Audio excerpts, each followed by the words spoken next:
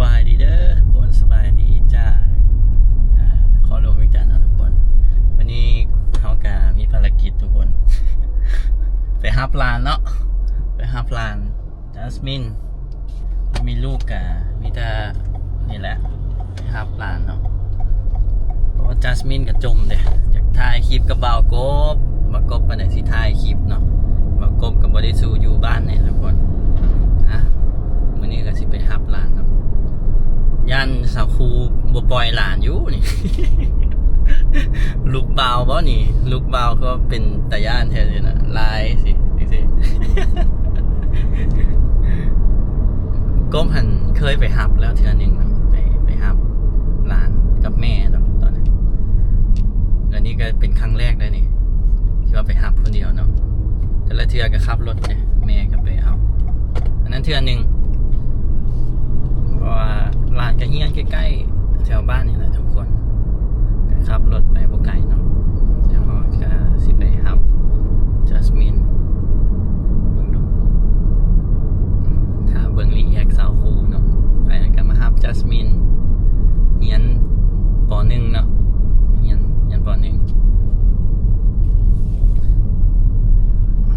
อันนี้ก็แถวบ้านกบเนาะทุกคนมันเหลื่อมเนาะมันก็ระแวกนี่แหละเนาะบ้านเนาะขี่รถจักรมาแต่ก็ย่านลานสีนั่นเนี่ยขี่รถใหญ่มาซะเนาะมันยังดีนี่ก็เป็นโมงใหญ่เนาะเขาเรียกว่าโมงใหญ่ว่าจีเนโมอะไรทุกคนโรงเรียนจีเนโมแต่ว่าอยู่ระแวกนี่ส่วนใหญ่จะเอิ้นโมงใหญ่ดีแต่ว่าช่วงนี้พักเฮียนเนาะแบบเล็กน้อยพักเฮียนนะเลยรถบ่หลายทุกคนตอนนี้4:41ทุกคนอยู่เวียงเนาะถ่ายบรรยากาศให้ทุกคนเบิ่งนำเลยในฟังคนจะรถติดจะเข้านะตอนเช้านี่จะติดฟังนี่ฟังกบไปนี่เพราะว่าคนส่วนหลายจะเข้าไปเฮ็ดเวียกอยู่ระแวกพุ่นน่ะระแวกในเมืองพุ่นเนาะ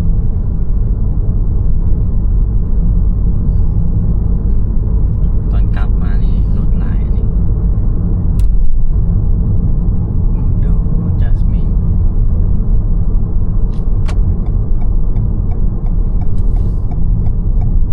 หอมนี่เนาะหอมเฮียน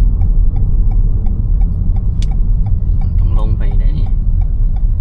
เพราะว่ากบกันกำลังสิไปแล่นทุกคนพอดีอ้ายก็โทรมาบอกพ่อแม่เนาะไปรับหลานเนี่ยปกติกับพ่อแม่แหละมารับคันอ้ายบ่ทันมารับกับพ่อแม่มารับใส่ห้องเฮียนนิดเนาะจอดรถใส่น้องไป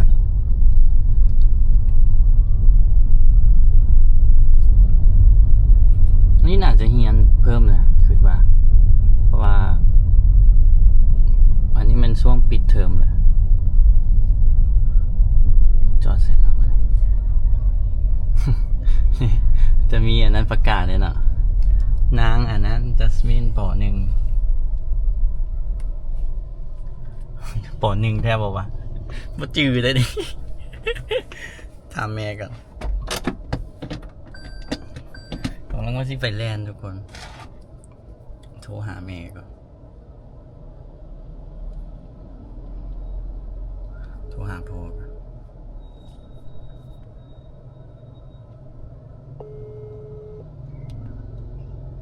ฮัลโหลตัวไหนจัสมินป.1 ว่ะป.1โอเคป.1โอเคลงไปฮับหลานเขาเนาะจัสมินป.1องุ่นกับร้านองุ่นกับร้านองุ่นดีใจขนาดได้ถ่ายคลิปจัสมินป.1จัสมินป.1กับร้านจัสมินป.1กับร้านใส่เนาะ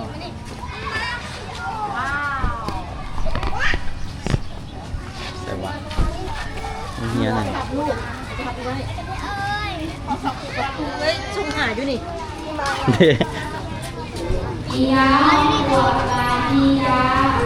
อียาวปวดกายอียา โอ้ไป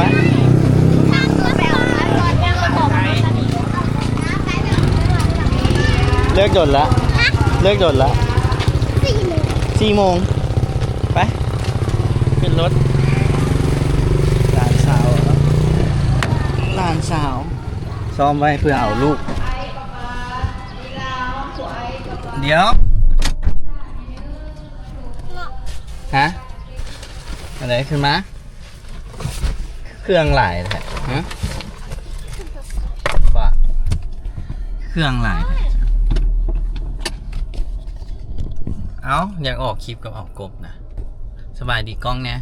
มานั่งนี้สบายดีกล้องเนี่ย สบายดี จัสมินมาเฮียนเอียงนี่ฮะว่ามันปิดเทอมเหรอ สิง เฮียนเพิ่มอ่ะนี่ พัก มื่นพัก สามวันจันทร์แล้วก็ มา วันอังคารไปเดือน7แล้วก็พักเดือนเข้าขึ้นป โอ้ที่ขึ้นป .2 แล้วเอ้าโมเมนต์กับเจ้าพักเฮียนแล้ววะจัสมิน .2 จะพัก4 มื้อหนึ่ง บอกจัสมินช่วงนี้เขาเจ้าพักเฮียนเด้ช่วงนี้เขาเจ้าพักเฮียนเด้จัสมินก็มาโรงเรียนอยู่จ้ะ ไม่ต้องเรียน ว่าไม่แต่โรงเรียนอื่นพักเอากบมาหับจัสมินแล้วกบสิไปหาแฟนเดี๋ยวนี้ ไม่ใช่สบาย มีแฟนแหละเนาะมีแฟนแหละเนาะ มีตอนไหน เอ้า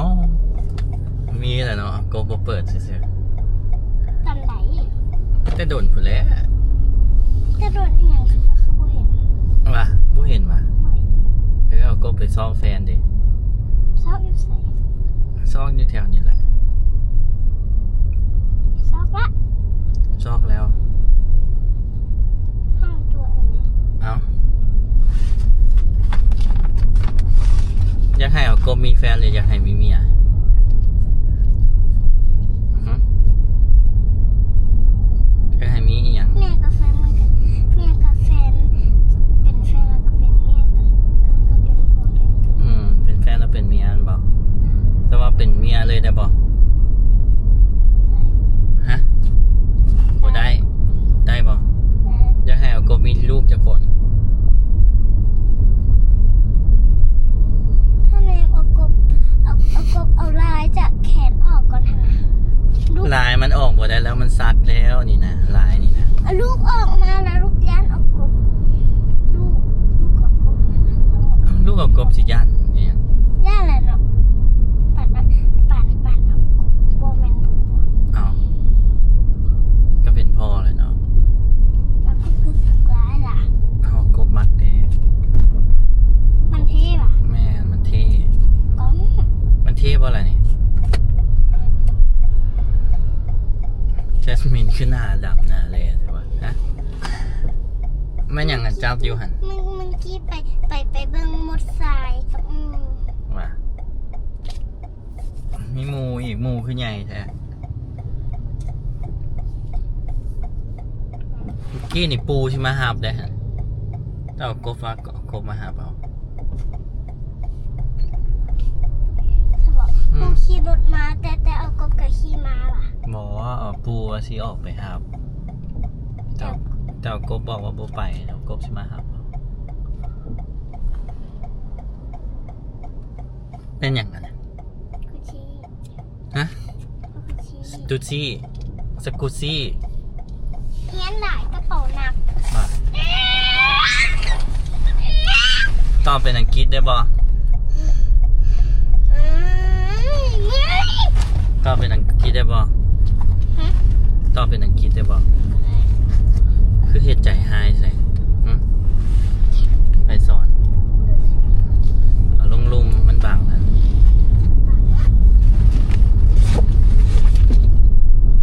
เมื่อยมาหึ พอน หิวข้าวบ่ หิว บมีแฟนอยากให้มีจังไหนเอากบถามดี เราจะเคยบอกเลยเด็กตอน ๆเอาอีกเทื่อนึงขั้นเอากบมีแฟนชีวาสักลายเนี่ยโอเคป่ะเป็นอย่างคือโบโอเคเอากบก็มีลายเพื่อแฟนเอากบก็มีลาย บางคิดก่อนสักลายได้อยู่แต่ว่า เอาสักลายไก่กับบ่ได้เฮ็ดอย่างผิดเด้ แต่ว่าต้องขาว ต้องขาวขั้นดำเด้ เว้ย เป็นอย่าง เพราะอันเอากุ๊กขาว เอากบกับบ่ได้ขาว ท่านดีเพิ่งนั่นเองขาว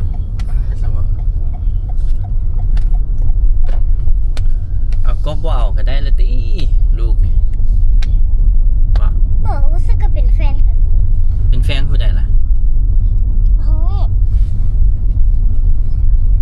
เอาเป็นแฟนแล้วบ่เอาลูกเนาะได้บ่ ไหน ถ้าเอากบมีลูกเอากบกันสิไปเที่ยวบ่ได้เด้เห็นบ่ต้องเอาเด้ต้องเอาแต่ลูกเด้ เมียได้เอา ให้เมียเอาแล้วก็ไปเที่ยวใช่บ่ เมียเอาก็ไปเที่ยวนั่นค่ะ ไปเที่ยวน้ำกันจังได๋ เมื่อกี้เอากุ๊กถามว่าอยากให้มีลูกจะคนแต่ลูกยังบ่ตอบ เอาอยากให้มีลูกจักคนอยาก ส ให้ อง ผู้หญิงผู้ชาย ผู้หญิง ผู้หญิงเบิดว่า อืม จัสมินจึงมีน้องใช่ป่ะ อืม ฮอดบ้านเลยเด้ บ่ผู้หญิงแล้วกับผู้ชาย ผู้หญิงแล้วกับผู้ชายคนหนึงว่า ผู้หญิงคนหนึ่งผู้ชายคนหนึ่ง โอเคกดรีโมทนี่ ไถ นี่ เอ ฮอดบ้านแล้วเอากบสิเป็นแลนต่อได้ป่ะนี่ แดนใส่ แลนอยู่แคมป์ของ ขี่รถหยัง ขี่รถจักรไปเอากบสิเป็นแลนซอกผู้สาวกันเด้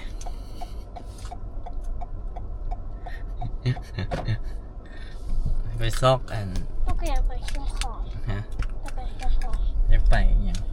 อยากไป อยากไปน้ำเอากบ อยากไปเนอะเอ้าบายบายปิดคลิปก่อนนี่